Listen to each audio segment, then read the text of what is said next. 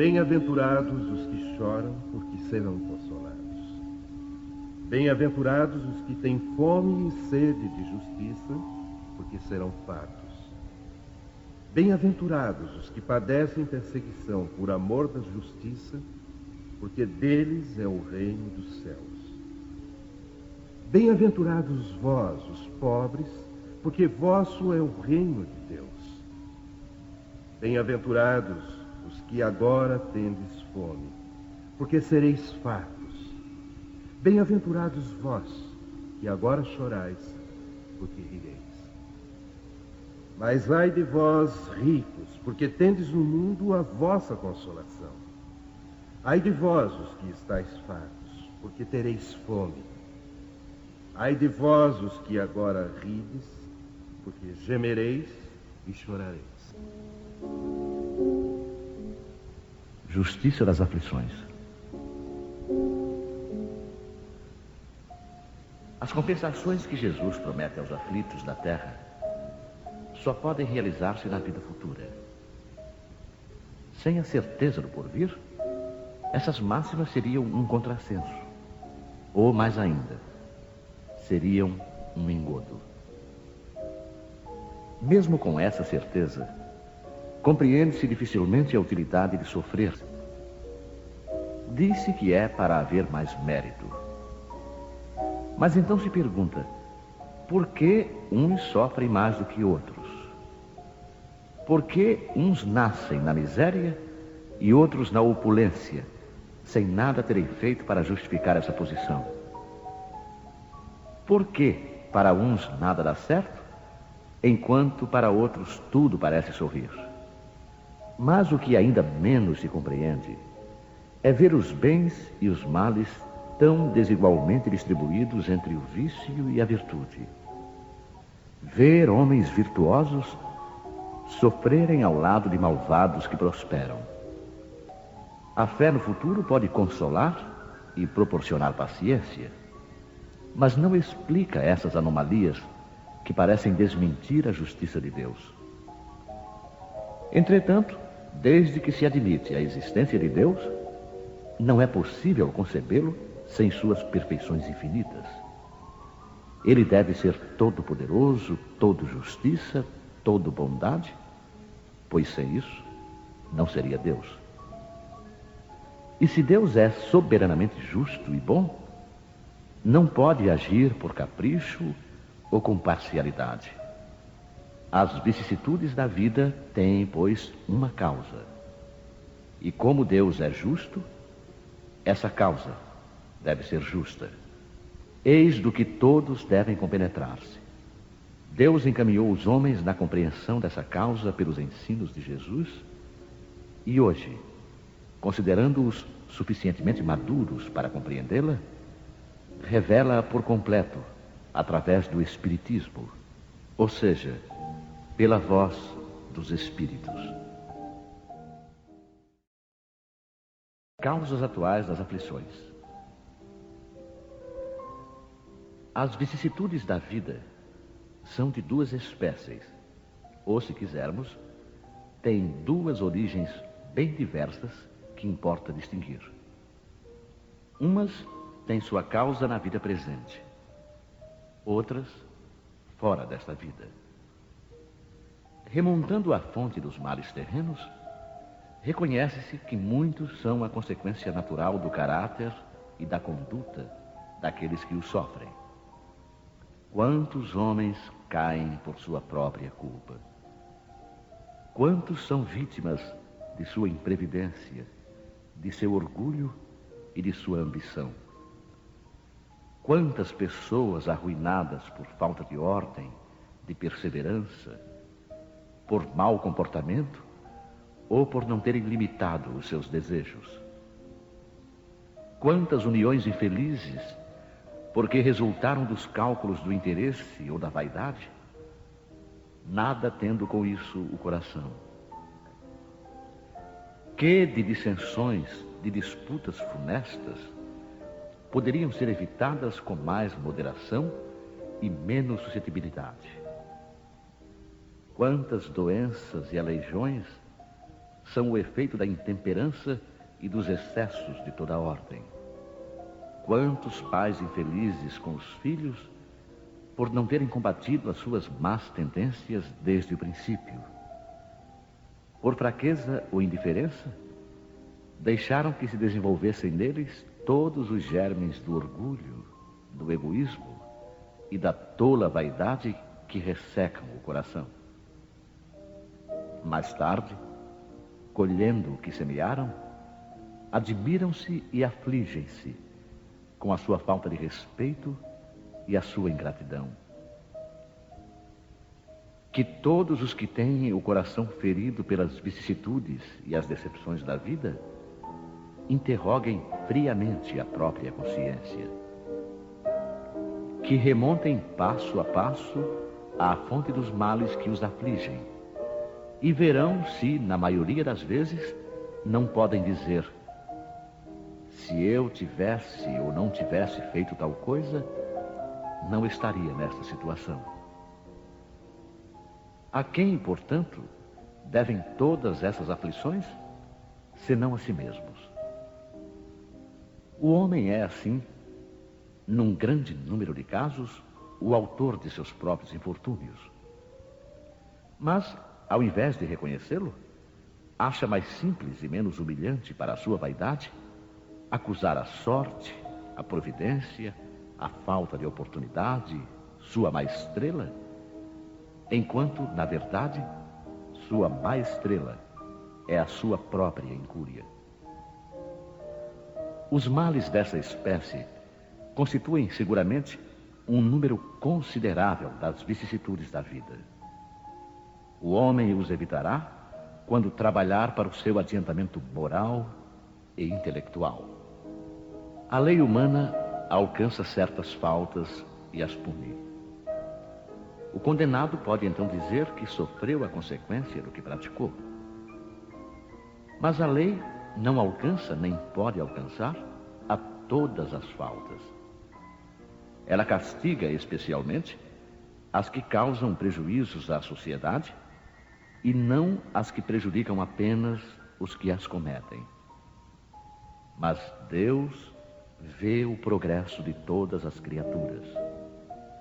Eis porque não deixa impune nenhum desvio do caminho reto. Não há uma só falta, por mais leve que seja, uma única infração à sua lei que não tenha consequências forçosas e inevitáveis, mais ou menos desagradáveis. Donde se segue que nas pequenas como nas grandes coisas, o homem é sempre punido naquilo em que pecou. Os sofrimentos consequentes são então uma advertência de que ele andou mal. Dão-lhe a experiência e o fazem sentir a diferença entre o bem e o mal, bem como a necessidade de se melhorar para evitar no futuro o que já foi para ele uma causa de mágoas. Sem isso, ele não teria nenhum motivo para se emendar e, confiante na impunidade, retardaria o seu adiantamento e, portanto, a sua felicidade futura. Mas a experiência chega algumas vezes um pouco tarde. E quando a vida já foi desperdiçada e perturbada, gastas as forças e o mal é irremediável, então o homem se surpreende a dizer: se no começo da vida eu soubesse o que hoje sei, quantas faltas teria evitado. Se tivesse de recomeçar, eu me portaria de maneira inteiramente outra. Mas já não há mais tempo. Como o trabalhador preguiçoso que diz: perdi o meu dia, ele também diz: perdi a minha vida. Mas assim como para o trabalhador, o sol nasce no dia seguinte e começa uma nova jornada em que pode recuperar o tempo perdido, para ele também brilhará o sol de uma vida nova após a noite do túmulo, na qual poderá aproveitar a experiência do passado e pôr em execução suas boas resoluções para o futuro. Causas anteriores das aflições. Mas se há males nesta vida de que o homem é a própria causa, há também outros que, pelo menos em aparência, são estranhos à sua vontade e parecem golpeá-lo por fatalidade. Assim, por exemplo, a perda de entes queridos e dos que sustentam a família. Assim também os acidentes que nenhuma previdência pode evitar. Os reveses da fortuna que frustram todas as medidas de prudência. Os flagelos naturais. E ainda as doenças de nascença, sobretudo aquelas que tiram aos infelizes a possibilidade de ganhar a vida pelo trabalho. As deformidades, a idiotia, a imbecilidade, etc. Os que nascem nessas condições nada fizeram seguramente nesta vida para merecer uma sorte tão triste, sem possibilidade de compensação, e que eles não puderam evitar, sendo impotentes para modificá-las e ficando à mercê da comiseração pública. Por que, pois, esses seres tão desgraçados, enquanto ao seu lado, sob o mesmo teto e na mesma família, outros se apresentam favorecidos em todos os sentidos? Que dizer, por fim, das crianças que morrem em tenra idade e só conheceram da vida o sofrimento? Problemas, todos esses, que nenhuma filosofia resolveu até agora, anomalias que nenhuma religião pôde justificar e que seria a negação da bondade, da justiça e da providência de Deus, segundo a hipótese da criação da alma ao mesmo tempo que o corpo e da fixação irrevogável da sua sorte após a permanência de alguns instantes na terra. Que fizeram elas, essas almas que acabam de sair das mãos do Criador, para sofrerem tantas misérias no mundo e receberem no futuro uma recompensa ou punição qualquer, se não puderam seguir nem o bem, nem o mal? Entretanto, em virtude do axioma de que todo efeito tem uma causa, essas misérias são efeitos que devem ter a sua causa. E desde que se admita a existência de um Deus justo, essa causa deve ser justa. Ora, a causa sendo sempre anterior ao efeito, e desde que não se encontra na vida atual, é que pertence a uma existência precedente. Por outro lado, Deus, não podendo punir pelo bem que se fez, nem pelo mal que não se fez, se somos punidos, é que fizemos o mal. E se não fizemos o mal nesta vida, é que o fizemos em outra. Esta é uma alternativa a que não podemos escapar, e pela qual a lógica nos diz de que lado está a justiça de Deus. O homem não é, portanto, punido sempre ou completamente punido na sua existência presente, mas jamais se escapa às consequências de suas faltas. A prosperidade do mal é apenas momentânea. Se ele não expia hoje, expiará amanhã, pois aquele que sofre está sendo submetido à expiação do seu próprio passado. A desgraça que à primeira vista parece imerecida tem a sua razão de ser.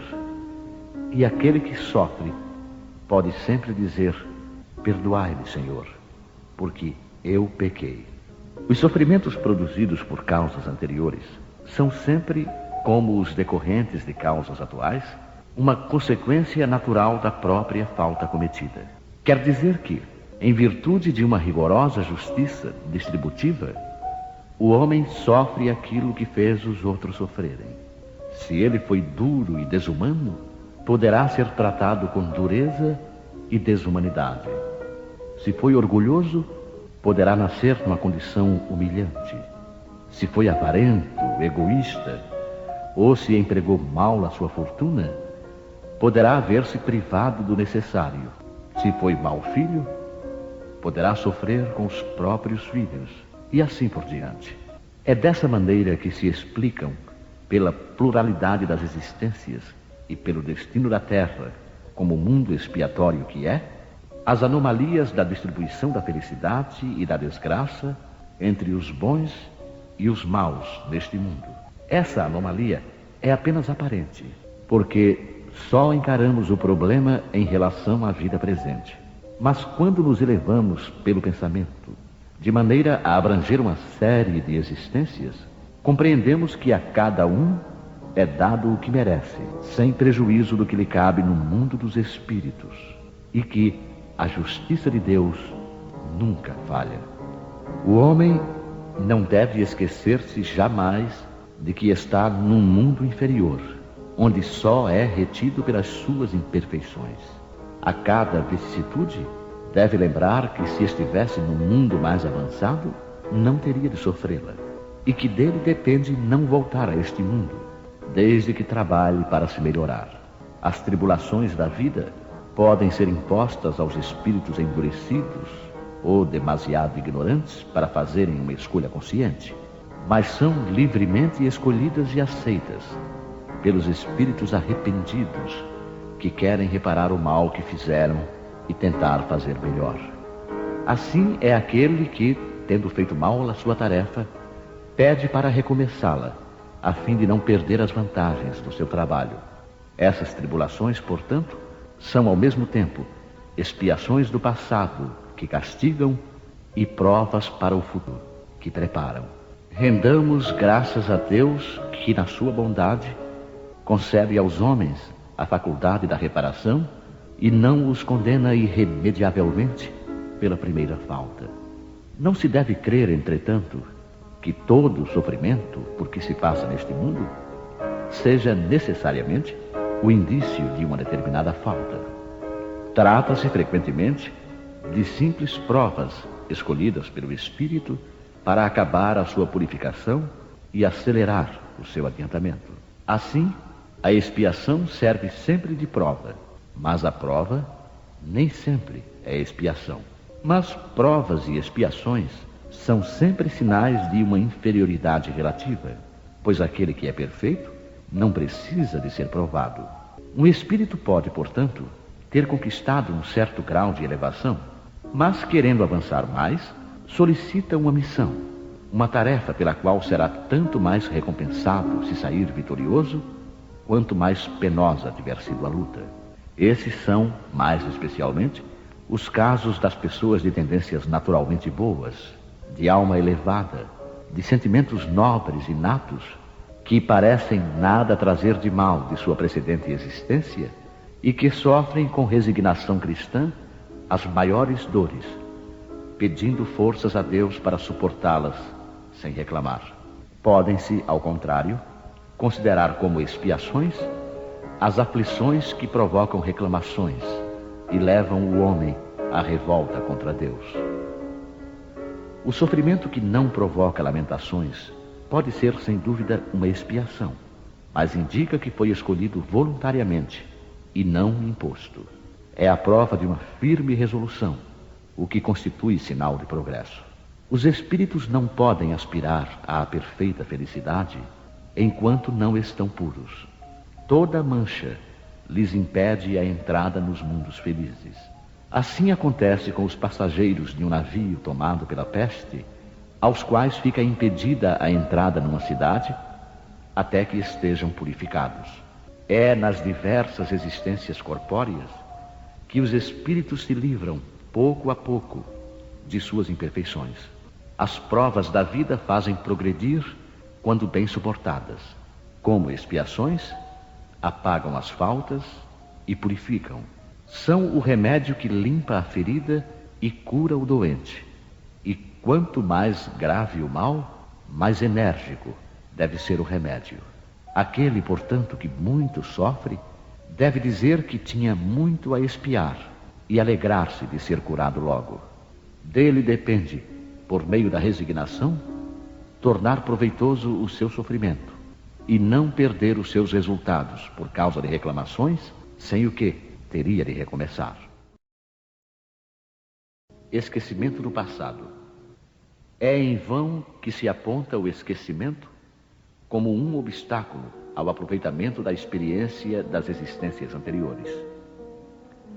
Se Deus considerou conveniente lançar um véu sobre o passado, é que isso deve ser útil. Com efeito, a lembrança do passado traria inconvenientes muito graves. Em certos casos, poderia humilhar-nos estranhamente, ou então exaltar o nosso orgulho, e, por isso mesmo, dificultar o exercício do nosso livre-arbítrio. De qualquer maneira, traria perturbações inevitáveis às relações sociais. O espírito renasce frequentemente no mesmo meio em que viveu e se encontra em relação com as mesmas pessoas, a fim de reparar o mal que lhes tenha feito. Se nelas reconhecesse as mesmas que havia odiado, talvez o ódio reaparecesse. De qualquer modo, ficaria humilhado perante aquelas pessoas que tivesse ofendido. Deus nos deu, para nos melhorarmos, justamente o que necessitamos e nos é suficiente: a voz da consciência e as tendências instintivas, e nos tira o que poderia prejudicar-nos. O homem traz, ao nascer, aquilo que adquiriu. Ele nasce exatamente como se fez. Cada existência é para ele um novo ponto de partida. Pouco lhe importa saber o que foi. Se está sendo punido, é porque fez o mal. E suas más tendências atuais indicam o que lhe resta corrigir em si mesmo. É sobre isso que ele deve concentrar toda a sua atenção, pois daquilo que foi completamente corrigido, já não restam sinais. As boas resoluções que tomou são a voz da consciência, que o adverte do bem e do mal e lhe dá a força de resistir às más tentações. De resto, esse esquecimento só existe durante a vida corpórea. Voltando à vida espiritual, o espírito reencontra a lembrança do passado. Trata-se, portanto, apenas de uma interrupção momentânea, como a que temos na própria vida terrena durante o sono, e que nos impede de lembrar, no outro dia, o que fizemos na véspera e nos dias anteriores. Da mesma maneira, não é somente após a morte que o espírito recobra a lembrança do passado. Pode-se dizer que ele nunca a perde, pois a experiência prova que, encarnado durante o sono do corpo, ele goza de certa liberdade e tem consciência de seus atos anteriores. Então, ele sabe por que sofre e que sofre justamente. A lembrança só se apaga durante a vida exterior de relação. A falta de uma lembrança precisa, que poderia ser-lhe penosa e prejudicial às suas relações sociais, permite-lhe aurir novas forças nesses momentos de emancipação da alma, se ele souber aproveitá-los.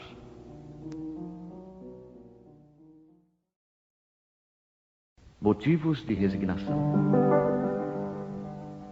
Pelas palavras, bem-aventurados aflitos, porque eles serão consolados, Jesus indica ao mesmo tempo a compensação que espera os que sofrem e a resignação que nos faz bendizer o sofrimento, como prelúdio da cura. Essas palavras podem também ser traduzidas assim: deveis considerar-vos felizes ao sofrer, porque as vossas dores neste mundo são as dívidas de vossas faltas passadas, e essas dores, suportadas pacientemente na terra, vos poupam séculos de sofrimento na vida futura. Deveis, portanto, estar felizes por Deus haver reduzido vossas dívidas, permitindo-vos quitá-las no presente, o que vos assegura a tranquilidade para o futuro. O homem que sofre é semelhante a um devedor de grande soma, a quem o credor dissesse: se me pagares hoje mesmo a 100ª parte, darei quitação do resto e ficarás livre. Se não, vou perseguir-te até que pagues o último centavo. O devedor não ficaria feliz de submeter-se a todas as privações para se livrar da dívida, pagando somente a 100ª parte da mesma? ao invés de queixar-se do credor, não lhe agradeceria? É esse o sentido das palavras. Bem-aventurados os aflitos, porque eles serão consolados. Eles são felizes porque pagam suas dívidas e porque, após a quitação, estarão livres. Mas, se ao procurar quitá-las de um lado, de outro se endividarem, nunca se tornarão livres. Ora, cada nova falta aumenta a dívida, pois não existe uma única falta, qualquer que seja, que não traga consigo a própria punição necessária e inevitável. Se não for hoje, será amanhã. Se não for nesta vida, será na outra. Entre essas faltas, devemos colocar em primeiro lugar a falta de submissão à vontade de Deus. De maneira que, se reclamamos das aflições, se não as aceitamos com resignação como alguma coisa que merecemos, se acusamos a Deus de injusto, contraímos uma nova dívida que nos faz perder os benefícios do sofrimento.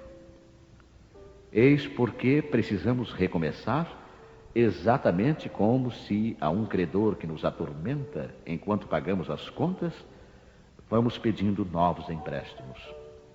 Ao entrar no mundo dos espíritos, o homem é semelhante ao trabalhador que comparece no dia de pagamento. A uns dirá o patrão: eis a paga do teu dia de trabalho.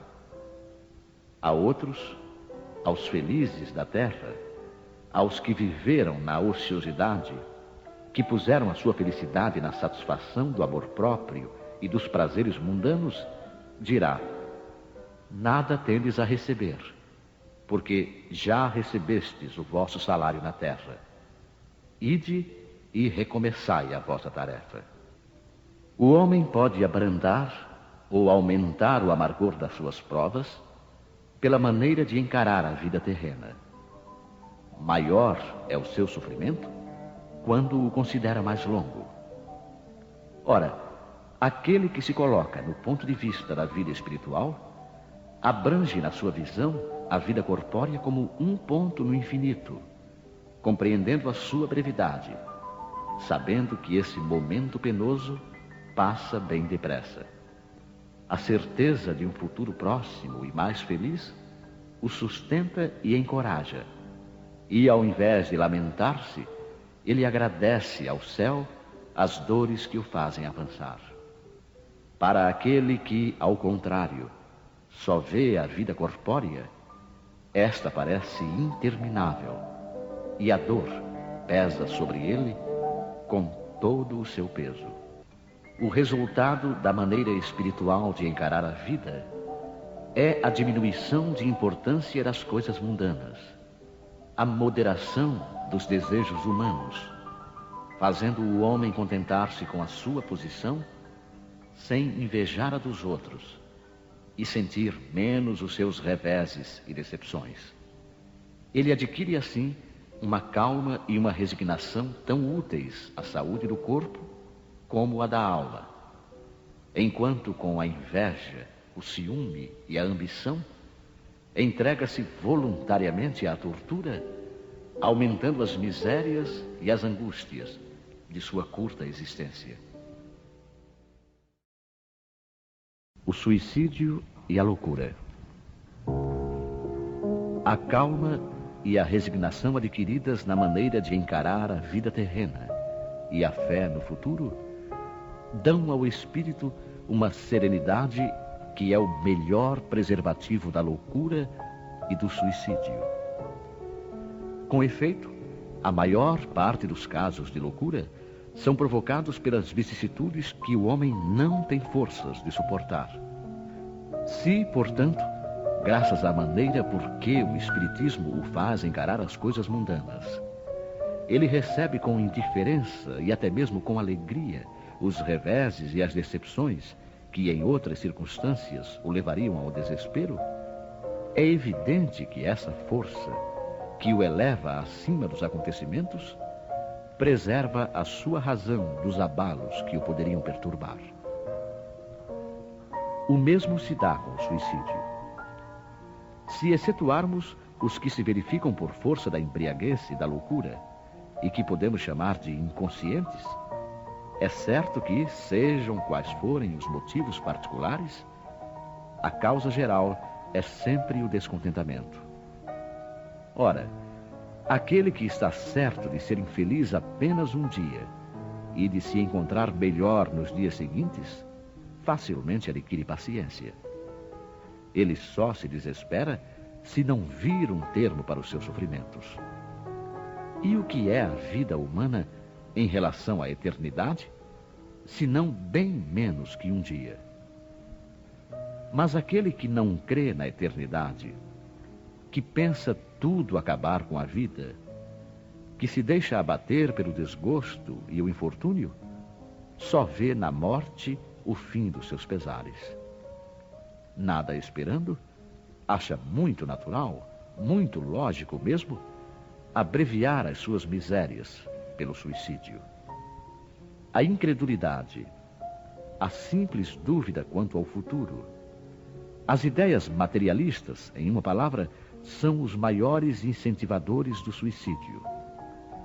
Elas produzem a frouxidão moral.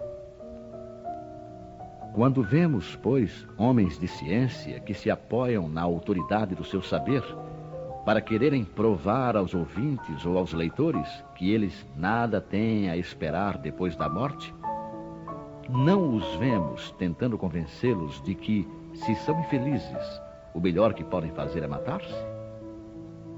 Que poderiam dizer para afastá-los dessa ideia? Que compensação poderão oferecer-lhes? Que esperanças poderão propor-lhes? Nada além do nada. De onde é forçoso concluir que, se o nada é o único remédio heróico, a única perspectiva possível, mais vale atirar-se logo a ele do que deixar para mais tarde, aumentando assim o sofrimento. A propagação das ideias materialistas é, portanto, o veneno que inocula em muitos a ideia do suicídio. E os que se fazem seus apóstolos assumem uma terrível responsabilidade. Com o Espiritismo, não sendo mais permitida a dúvida, modifica-se a visão da vida. O crente sabe que a vida se prolonga indefinidamente para além do túmulo, mas em condições inteiramente novas. Daí a paciência e a resignação que muito naturalmente afastam a ideia do suicídio. Daí, numa palavra, a coragem moral. O Espiritismo tem ainda, a esse respeito, outro resultado igualmente positivo e talvez mais decisivo. Ele nos mostra os próprios suicidas revelando a sua situação infeliz e prova que ninguém pode violar impunemente a lei de Deus, que proíbe ao homem abreviar a sua vida. Entre os suicidas, o sofrimento temporário em lugar do eterno nem por isso é menos terrível, e sua natureza dá o que pensar a quem quer que seja tentado a deixar este mundo antes da ordem de Deus. O espírita tem, portanto, para opor à ideia do suicídio, muitas razões. A certeza de uma vida futura, na qual sabe que será tanto mais feliz, quanto mais infeliz e mais resignado houver sido na terra. A certeza de que, abreviando sua vida, chega a um resultado inteiramente contrário ao que esperava, que foge de um mal para cair noutro ainda pior, mais demorado e mais terrível, que se engana ao pensar, ao se matar, que irá mais depressa para o céu, que o suicídio é um obstáculo à reunião no outro mundo com as pessoas de sua afeição que lá espera encontrar. De tudo isso resulta que o suicídio, só lhe oferecendo decepções, é contrário aos seus próprios interesses. Por isso, o número de suicídios que o Espiritismo impede é considerável, e podemos concluir que, quando todos forem espíritas, não haverá mais suicídios conscientes. Comparando, pois, os resultados das doutrinas materialista e espírita, sob o ponto de vista do suicídio, vemos que a lógica de uma conduz a ele, enquanto a lógica de outra o evita, o que é confirmado pela experiência.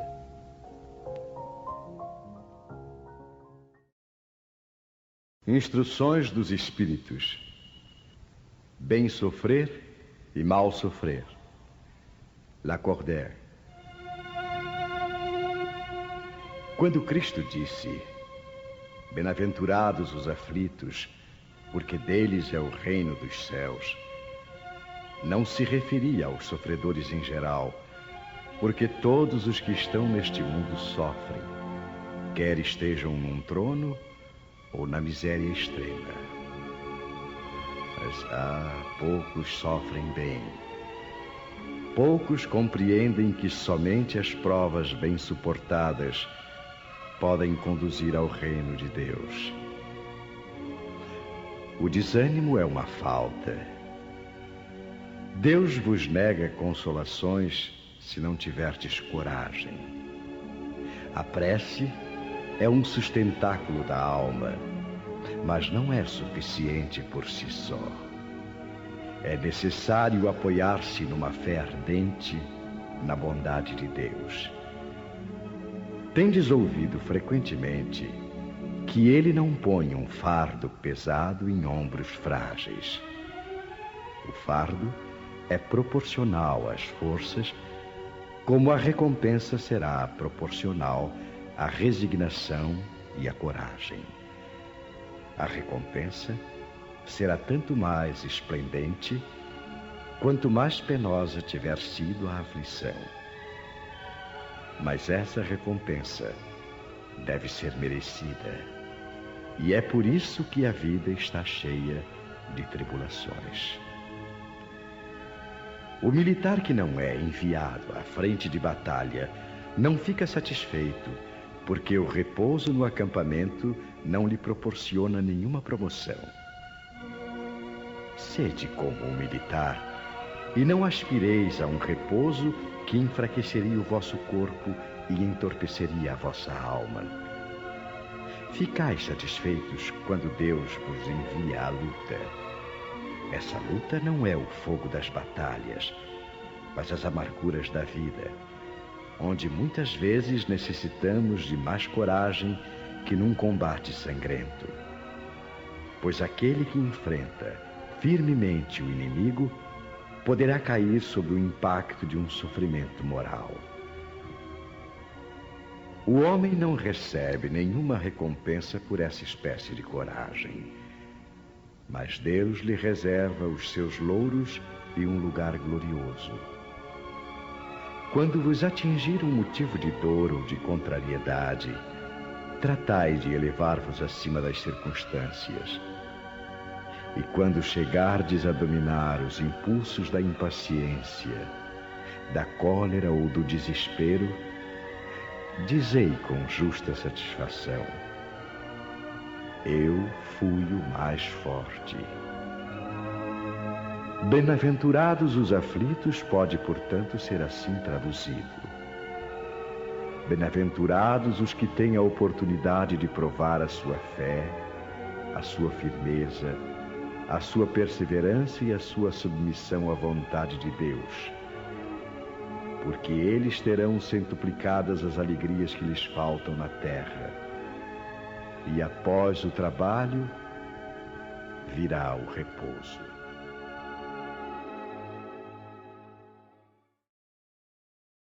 O mal e o remédio.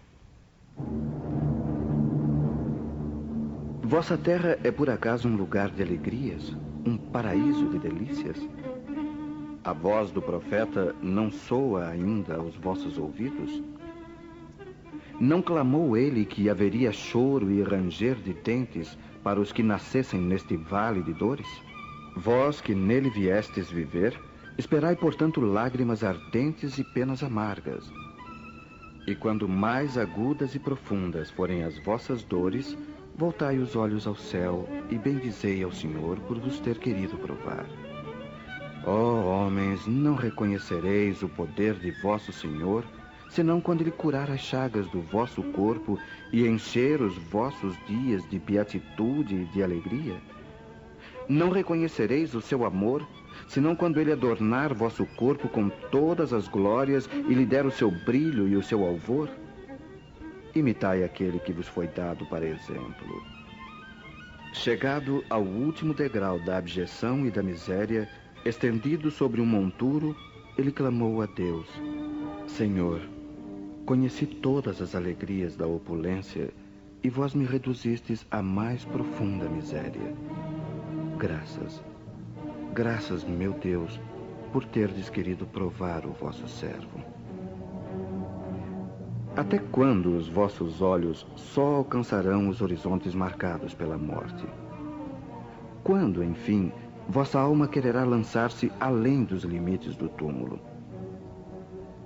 Mas ainda que tivesseis de sofrer uma vida inteira, que seria isso ao lado da eternidade de glória reservada àquele que houver suportado a prova com fé, amor e resignação? Procurai a consolação para os vossos males no futuro que Deus vos prepara, e vós, os que mais sofreis, julgar-os-eis os bem-aventurados da terra. Como desencarnados, quando erráveis no espaço, escolhestes a vossa prova, porque vos consideráveis bastante fortes para suportá-la. Por que lamentais agora? Vós que pedistes a fortuna e a glória, o fizestes para sustentar a luta com a tentação e vencê-la. Vós que pedistes para lutar de alma e corpo contra o mal moral e físico, sabíeis que quanto mais forte fosse a prova, mais gloriosa seria a vitória, e que se saísseis triunfantes, mesmo que vossa carne fosse lançada sobre um monturo, na ocasião da morte, deixaria escapar uma alma esplendente de alvura, purificada pelo batismo da expiação e do sofrimento. Que remédios poderíamos dar aos que foram atingidos por obsessões cruéis e males pungentes? Um só é infalível: a fé. Voltar os olhos para o céu.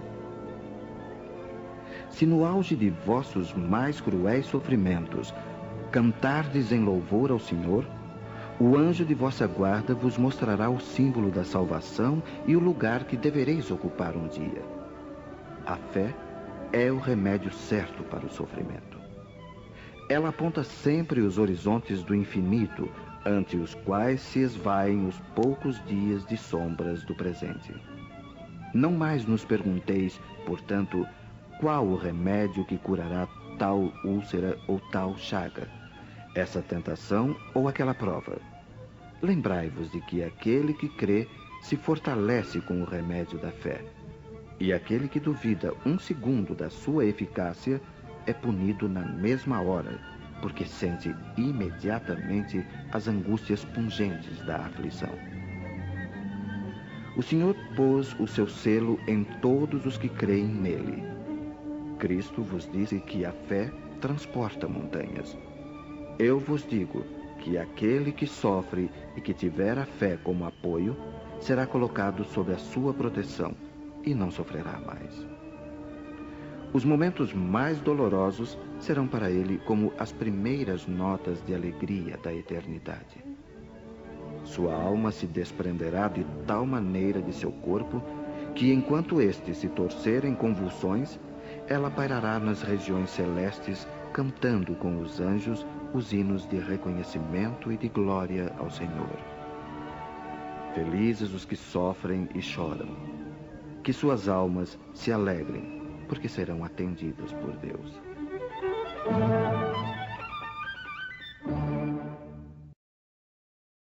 A felicidade não é deste mundo. Cardeal Morlot, 1863. Não sou feliz. A felicidade não foi feita para mim, exclama geralmente o homem de todas as posições sociais. Isto prova, meus caros filhos, melhor que todos os raciocínios possíveis, a verdade desta máxima do Eclesiastes: a felicidade não é deste mundo. Com efeito, nem a fortuna, nem o poder, nem mesmo a juventude em flor são condições essenciais da felicidade. Digo mais, nem mesmo a reunião dessas três condições, tão cobiçadas, pois ouvimos constantemente no seio das classes privilegiadas pessoas de todas as idades lamentarem amargamente a sua condição de existência. Diante disso, é inconcebível que as classes trabalhadoras invejem com tanta cobiça a posição dos favorecidos da fortuna. Neste mundo, seja quem for, cada qual tem a sua parte de trabalho e de miséria, seu quinhão de sofrimento e desengano. Pelo que é fácil chegar-se à conclusão de que a Terra é um lugar de provas e de expiações.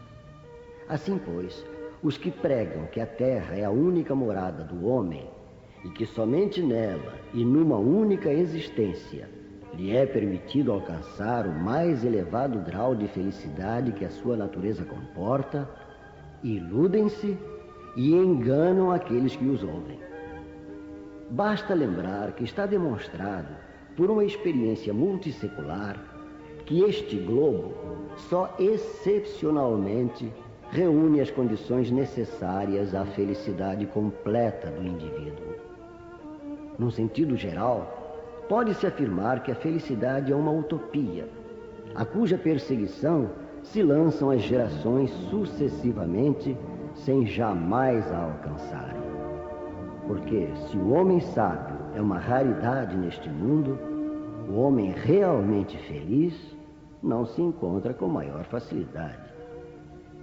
Aquilo em que consiste a felicidade terrena é de tal maneira efêmera, para quem não se guiar pela sabedoria, que por um ano, um mês, uma semana de completa satisfação, todo o resto da existência se passa numa sequência de amarguras e decepções.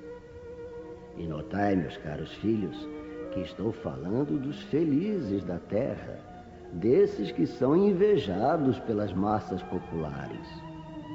Consequentemente, se a morada terrena se destina a provas e expiações, é forçoso admitir que existem, além, moradas mais favorecidas, em que o espírito do homem, ainda prisioneiro de um corpo material, desfruta em sua plenitude as alegrias inerentes à vida humana. Foi por isso que Deus semeou no vosso turbilhão esses belos planetas superiores, para os quais os vossos esforços e as vossas tendências vos farão um dia gravitar, quando estiverdes suficientemente purificados e aperfeiçoados. Não obstante, não se deduza das minhas palavras que a Terra esteja sempre destinada a servir de penitenciária. Não, por certo, porque do progresso realizado podeis facilmente deduzir o que será o progresso futuro, e das melhoras sociais já conquistadas, as novas e mais fecundas melhoras que virão. Essa é a tarefa imensa que deve ser realizada pela nova doutrina que os Espíritos vos revelaram. Assim, pois, meus queridos filhos, que uma santa emulação vos anime e que cada um dentre vós se despoje energicamente do homem velho. Entregai-vos inteiramente à vulgarização desse espiritismo que já deu início à vossa própria regeneração. É um dever fazer vossos irmãos participarem dos raios dessa luz sagrada. A obra, portanto, meus caros filhos, que nesta reunião solene todos os vossos corações se voltem para esse alvo grandioso, o de preparar para as futuras gerações um mundo em que a felicidade não seja mais uma palavra vã. Perda de pessoas amadas e mortes prematuras. Sanson, antigo membro da Sociedade Espírita de Paris, 1863. quando a morte vem ceifar em vossas famílias, levando sem consideração os jovens em lugar dos velhos, dizeis frequentemente: Deus não é justo, pois sacrifica o que está forte e com o futuro pela frente, para conservar os que já viveram longos anos carregados de decepções. Leva os que são úteis e deixa os que não servem para nada mais. Fere um coração de mãe, privando-o da inocente criatura que era toda a sua alegria. Criaturas humanas, é nisto que tendes necessidade de vos elevar, para compreender que o bem está muitas vezes onde pensais ver a cega fatalidade. Por que medir a justiça divina pela medida da vossa justiça? Podeis pensar que o Senhor dos mundos queira, por um simples capricho, infligir-vos penas cruéis? Nada se faz sem uma finalidade inteligente, e tudo o que acontece tem a sua razão de ser. Se perscrutasseis melhor todas as dores que vos atingem, sempre encontraríeis nelas a razão divina, razão regeneradora, e vossos miseráveis interesses representariam uma consideração secundária que relegaríeis ao último plano. Acreditai no que vos digo. A morte é preferível, mesmo numa encarnação de 20 anos, a esses desregramentos vergonhosos que desolam as famílias respeitáveis, ferem um coração de mãe e fazem branquear antes do tempo os cabelos dos pais. A morte prematura é quase sempre um grande benefício que Deus concede ao que se vai, sendo assim preservado das misérias da vida ou das seduções que poderiam arrastá-lo à perdição. Aquele que morre na flor da idade não é uma vítima da fatalidade, pois Deus julga que não lhe será útil permanecer maior tempo na terra. É uma terrível desgraça, dizeis, que uma vida tão cheia de esperanças seja cortada tão cedo. Mas de que esperanças quereis falar? Das esperanças da terra, onde aquele que se foi poderia brilhar, fazer sua carreira e sua fortuna? Sempre esta visão estreita que não consegue elevar-se acima da matéria. Sabeis qual teria sido a sorte dessa vida tão cheia de esperanças, segundo entendeis? Quem vos diz que ela não poderia estar carregada de amarguras? Considerais como nada as esperanças da vida futura, preferindo as da vida efêmera que arrastais pela terra? Pensais então que mais vale um lugar entre os homens que entre os espíritos bem-aventurados? Regozijai-vos em vez de chorar, quando praza Deus retirar um de seus filhos deste vale de misérias. Não é egoísmo desejar que ele fique para sofrer convosco? Ah, essa dor se concebe entre os que não têm fé e veem na morte a separação eterna. Mas vós, espíritas, sabeis que a alma vive melhor quando livre de seu invólucro corporal. Mães, sabei que vossos filhos bem-amados estão perto de vós. Sim, eles estão bem perto. Seus corpos fluídicos vos envolvem. Seus pensamentos vos protegem. Vossa lembrança os inebria de contentamento. Mas também as vossas dores, sem razão, os afligem, porque revelam falta de fé e constituem uma revolta contra a vontade de Deus. Vós que compreendeis a vida espiritual, escutai as pulsações de vosso coração chamando esses entes queridos. E se pedirdes a Deus para os abençoar, sentireis em vós mesmas a consolação poderosa que faz secarem as lágrimas, e essas aspirações sedutoras que vos mostram o futuro prometido pelo soberano Senhor. Um homem de bem teria morrido.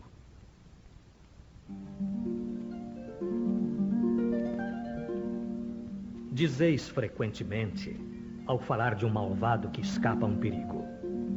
Se fosse um homem de bem, teria morrido. Pois bem, ao dizer isso, estais com a verdade, porque, efetivamente, Deus concede muitas vezes a um espírito ainda jovem na senda do progresso uma prova mais longa que a um bom, que receberá em recompensa ao seu mérito o favor de uma prova tão curta quanto possível. Assim, pois, quando empregais este axioma, não duvideis de que estáis cometendo uma blasfêmia. Se morre um homem de bem, vizinho de um malvado, apressai-vos a dizer: seria bem melhor se tivesse morrido aquele. Cometeis então um grande erro, porque aquele que parte terminou a sua tarefa, e o que ficou talvez nem a tenha começado. Por que então quereis que o mal não tenha tempo de acabá-la e que o outro continue preso à gleba terrena? Que diríeis de um prisioneiro que, tendo concluído a sua pena, continuasse na prisão enquanto se desse a liberdade a outro que não tinha direito? Ficais sabendo, pois, que a verdadeira liberdade está no desprendimento dos laços corporais e que, enquanto estais na terra, estais em cativeiro. Habituai-vos a não censurar o que não podeis compreender e crede que Deus é justo em todas as coisas. Frequentemente o que vos parece um mal é um bem, mas as vossas faculdades são tão limitadas que o conjunto do grande todo escapa aos vossos sentidos obtusos. Esforçai-vos por superar pelo pensamento a vossa estreita esfera, e à medida que vos elevardes, a importância da vida terrena diminuirá aos vossos olhos, porque então ela vos aparecerá como um simples incidente na infinita duração da vossa existência espiritual, a única verdadeira existência.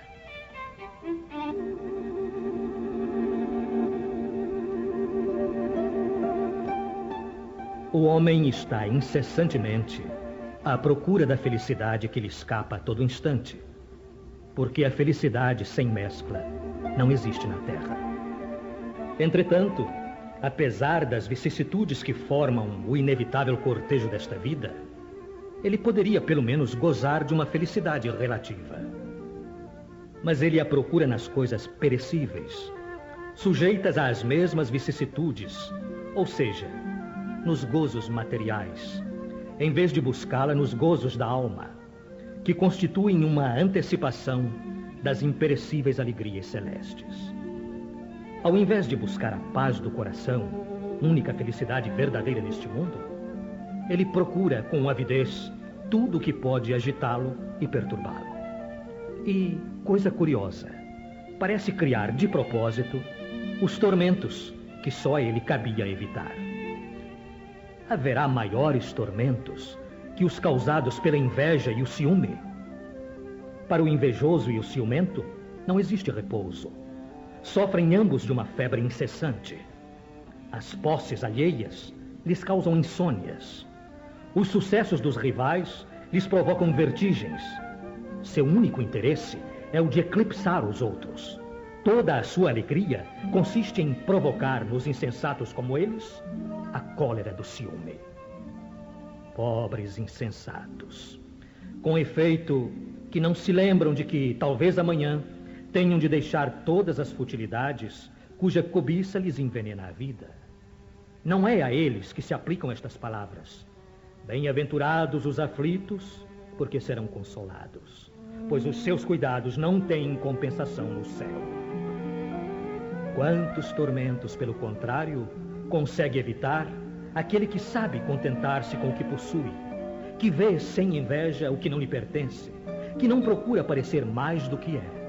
Está sempre rico, pois se olha para baixo, ao invés de olhar para cima de si mesmo, vê sempre os que possuem menos do que ele. Está sempre calmo, porque não inventa necessidades absurdas. E a calma em meio das tormentas da vida não será uma felicidade. A verdadeira desgraça. Delphine de Girardin. Todos falam da desgraça, Todos a experimentaram e julgam conhecer o seu caráter múltiplo. Venho dizer-vos, porém, que quase todos se enganam, pois a verdadeira desgraça não é de maneira alguma aquilo que os homens, ou seja, os desgraçados, supõem. Eles a veem na miséria, na lareira sem fogo, no credor impaciente, no berço vazio do anjo que antes sorria, nas lágrimas, no féretro que se acompanha de cabeça descoberta e coração partido, na angústia da traição, na privação do orgulhoso que desejava vestir-se de púrpura e esconde sua nudez nos farrapos da vaidade. Tudo isso, e muitas outras coisas ainda, chamam-se desgraça na linguagem humana. Sim, realmente são a desgraça para aqueles que nada veem além do presente. Mas a verdadeira desgraça está mais nas consequências de uma coisa do que na própria coisa. Dizei-me se o mais feliz acontecimento do momento, que traz funestas consequências, não é, na realidade, mais desgraçado que aquele inicialmente aborrecido, que acaba por produzir o bem. Dizei-me se a tempestade, que despedaça as árvores, mas purifica a atmosfera, dissipando os miasmas insalubres que poderiam causar a morte, não é antes uma felicidade que uma desgraça. Para julgar uma coisa, é necessário, portanto, ver-lhe as consequências. É assim que, para julgar o que é realmente feliz ou desgraçado para o homem, é necessário transportar-se para além desta vida, porque é lá que as consequências se manifestam. Ora, tudo aquilo que ele chama desgraça, de acordo com a sua curta visão, cessa com a vida e tem sua compensação na vida futura. Vou revelar-vos a desgraça sob uma nova forma, sob a forma bela e florida que acolheis e desejais com todas as forças de vossas almas iludidas. A desgraça é a alegria, o prazer, a fama, a fútil inquietação, a louca satisfação da vaidade que asfixiam a consciência, oprimem o pensamento, confundem o homem quanto ao seu futuro. A desgraça, enfim, é o ópio do esquecimento que buscais com o mais ardente desejo. Tende esperanças, vós que chorais. Tremei, vós que rides, porque tendes o corpo satisfeito. Não se pode enganar a Deus. Ninguém escapa ao destino. As provas, credoras mais impiedosas que a malta que nos acossa na miséria, espreitam o vosso repouso ilusório, para vos mergulhar de súbito na agonia da verdadeira desgraça, daquela que surpreende a alma enlanguecida pela indiferença e o egoísmo. Que o Espiritismo vos esclareça, portanto, e restabeleça, sob a verdadeira luz, a verdade e o erro, tão estranhamente desfigurados pela vossa cegueira. Então, agireis como bravos soldados, que, longe de fugir ao perigo, preferem a luta nos combates arriscados à paz, que não oferece nem glória, nem progresso. Que importa ao soldado perder as armas, o equipamento e a farda na refrega, contanto que saia vitorioso e coberto de glória? Que importa àquele que tem fé no porvir deixar a vida no campo de batalha, sua fortuna e sua veste carnal, contanto que sua alma possa entrar radiosa no reino celeste? A melancolia, François de Geneve. Sabeis por que uma vaga tristeza se apodera por vezes de vossos corações e vos faz sentir a vida tão amarga? É o vosso espírito que aspira à felicidade e à liberdade, mas ligado ao corpo que lhe serve de prisão, se cansa em vãos esforços para escapar. E vendo que esses esforços são inúteis, cai no desânimo, fazendo o corpo sofrer sua influência com a languidez, o abatimento e uma espécie de apatia que de vós se apoderam, tornando-vos infelizes.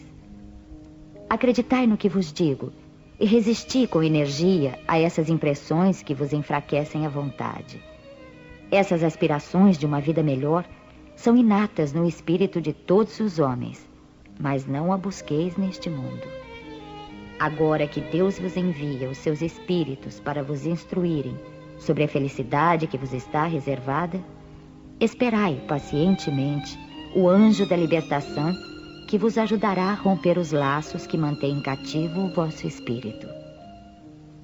Pensai que tendes a cumprir, durante vossa prova na terra, uma missão de que já não podeis duvidar, seja pelo devotamento à família, seja no cumprimento dos diversos deveres que Deus vos confiou. E se no curso dessa prova, no cumprimento de vossa tarefa, virdes tombarem sobre vós os cuidados, as inquietações e os pesares, sede fortes e corajosos para os suportar. Enfrentai-os decisivamente, pois são de curta duração, e devem conduzir-vos junto aos amigos que chorais, que se alegrarão com a vossa chegada e vos estenderão os braços para vos conduzirem a um lugar onde não tem acesso às amarguras terrenas.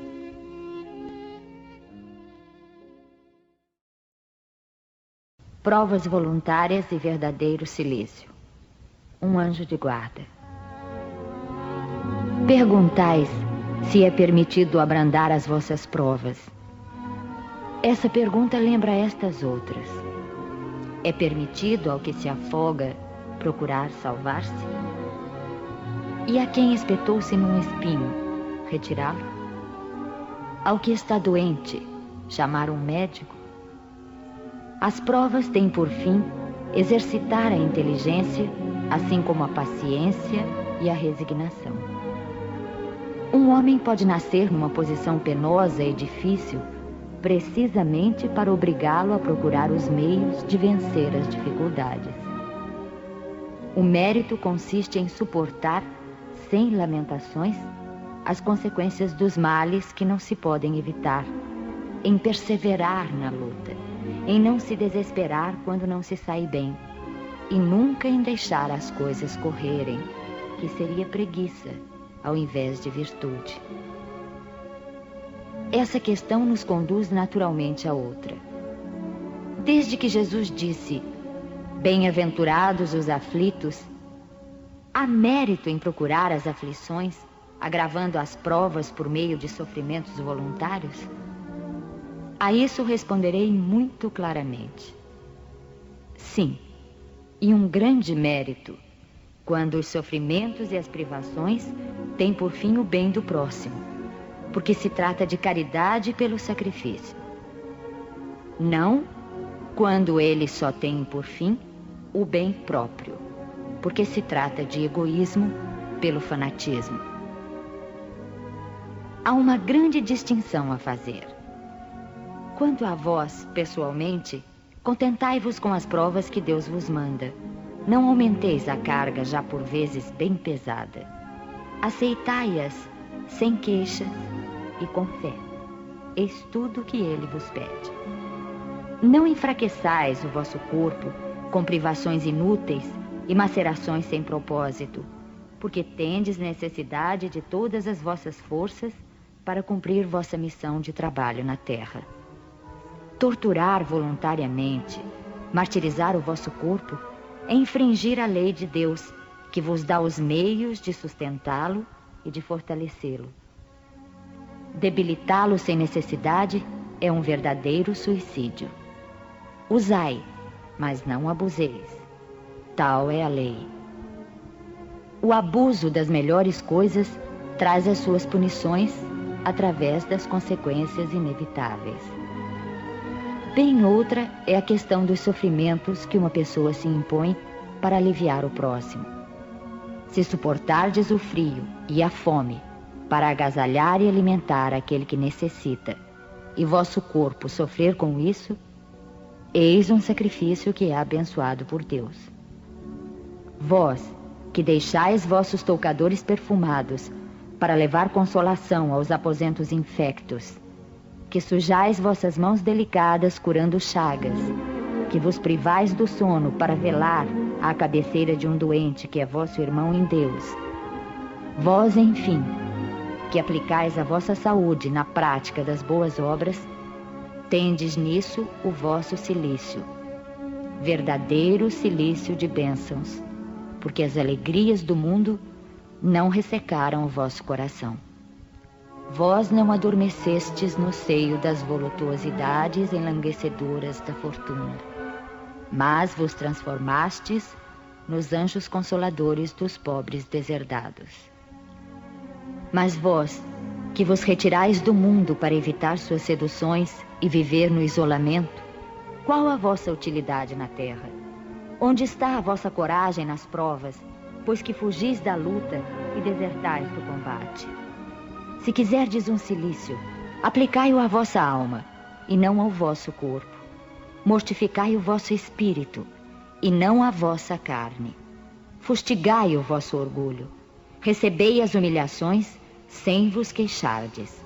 Machucai vosso amor próprio. Insensibilizai-vos para a dor da injúria e da calúnia, mais pungente que a dor física. Eis aí o verdadeiro cilício, cujas feridas vos serão contadas, porque atestarão a vossa coragem e a vossa submissão à vontade de Deus.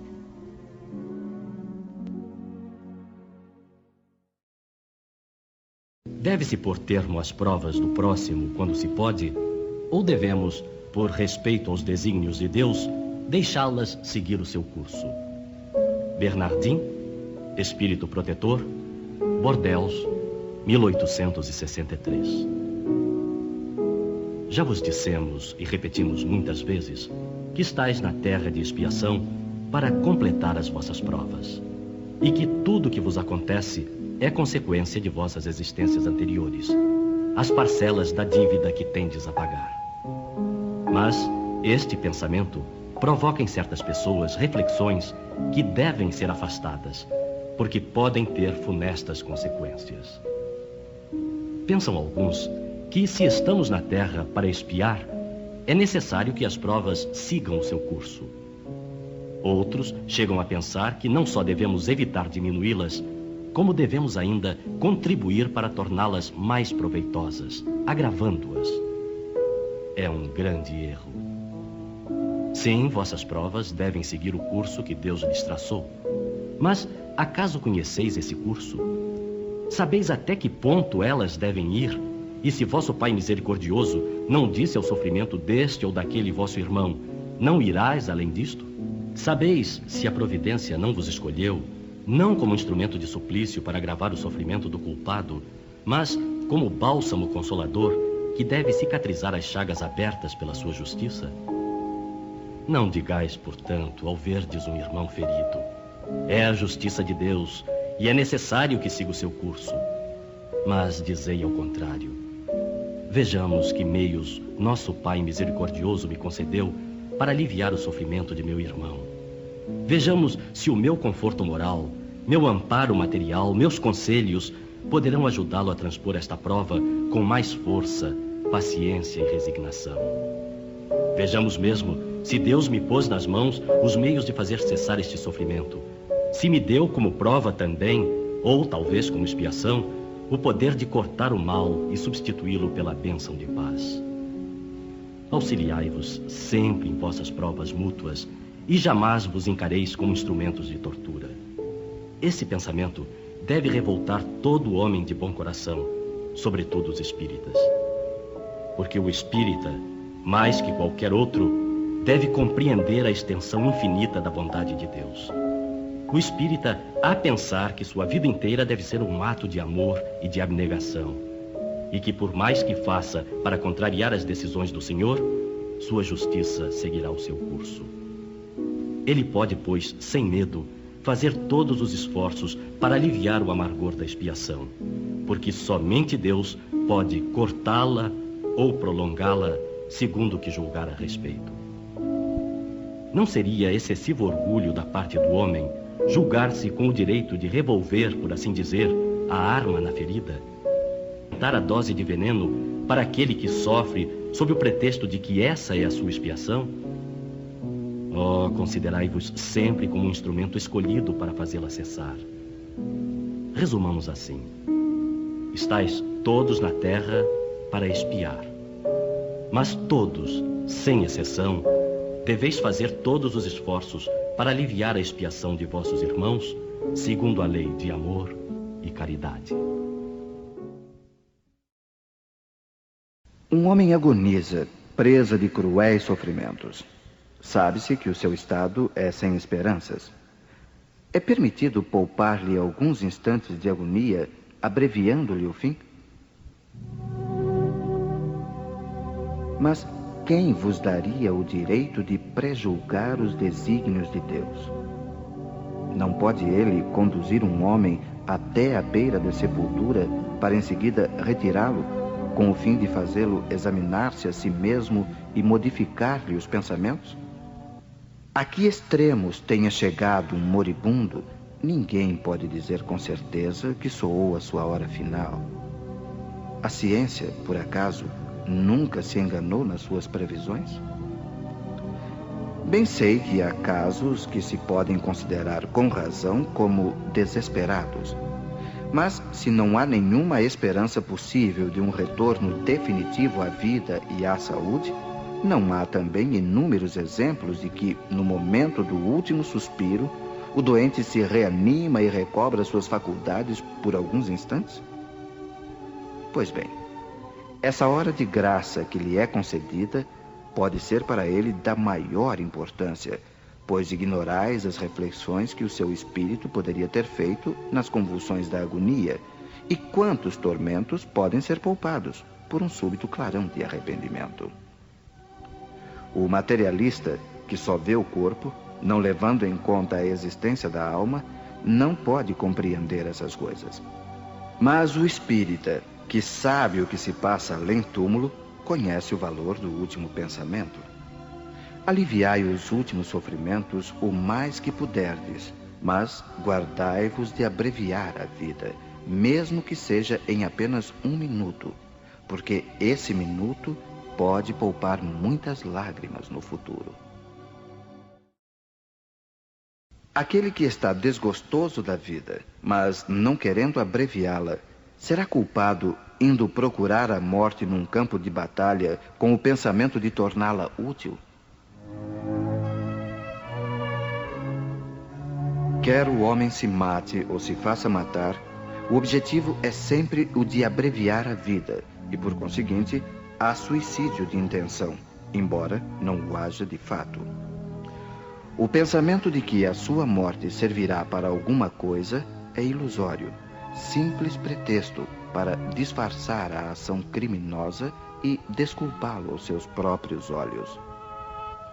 Se ele tivesse seriamente o desejo de servir à pátria, procuraria antes viver para dedicar-se à sua defesa e não morrer, porque uma vez morto já não serve para nada.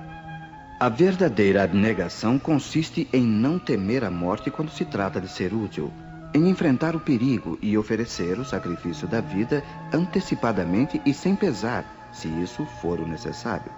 Mas a intenção premeditada de procurar a morte, expondo-se para tanto ao perigo, mesmo a serviço, anula o mérito da ação.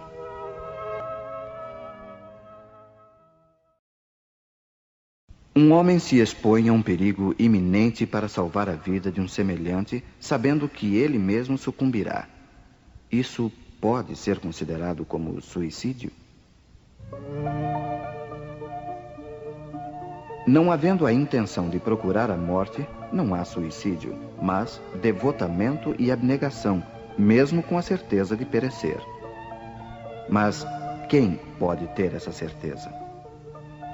Quem diz que a providência não reservará um meio inesperado de salvação no momento mais crítico? Não pode ela salvar até mesmo aquele que estiver na boca de um canhão? Pode ela muitas vezes querer levar a prova da resignação até o último limite, e então uma circunstância inesperada desvia o golpe fatal. Os que aceitam com resignação os seus sofrimentos por submissão à vontade de Deus e com vistas à sua felicidade futura, não trabalham apenas para eles mesmos e podem tornar os seus sofrimentos proveitosos para outros? Esses sofrimentos podem ser proveitosos para outros, material e moralmente. Materialmente, se pelo trabalho, as privações e os sacrifícios que se impõem contribuem para o bem-estar material do próximo. Moralmente, Pelo exemplo que dão com sua submissão à vontade de Deus. Esse exemplo do poder da fé espírita pode incitar os infelizes à resignação, salvando-os do desespero e de suas funestas consequências para o futuro.